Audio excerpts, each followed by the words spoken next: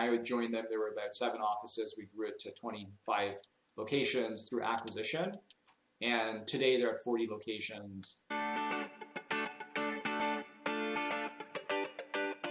How did you raise the capital? Was it relationships that you had built while you were working in commercial real estate?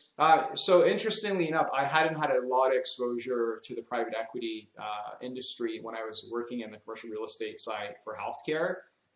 But I was good at knocking on doors. And so I ended up lining up meetings with some of the more prominent private equity firms in Canada and the US, because most of them at the time were interested in getting into the dental space, but many of them didn't have the relationships that I had with dentist entrepreneurs, right? Meaning, it was hard for them to get in front of somebody that owns 6 clinics, and the doctor that owns 6 clinics, like, they have options, right? If they're running a healthy business. And so what they were primarily interested in, Keenan, was the fact that I had these relationships, and so I could bring forward an opportunity for them that wouldn't be necessarily on their radar. If it was on their radar, they had no point of differentiation, because these dentist entrepreneurs, they'd known me for several years, right? The private equity relationship was new to them, nor did they really know how to navigate that relationship.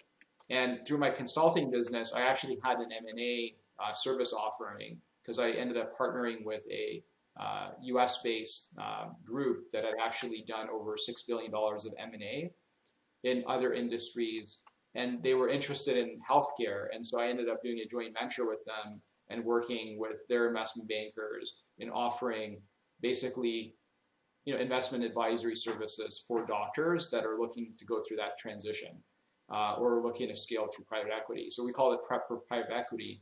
And I ended up learning the ropes from these individuals because they were much more experienced and knowledgeable, and they'd done billions of dollars worth of transactions. And they thought dental would consolidate, and they felt like there wasn't a lot of options that dentists were aware of, because traditionally they just go to the bank for debt financing, or they would sell 80% of their business to a DSO, right? And so I ended up joining this dental group from the ground up. And when I would join them, there were about 7 offices. We grew it to 25 locations through acquisition. And today they're at 40 locations. And I think we'll get 100 within the next 24 months, primarily because in Canada, the market's much more fragmented.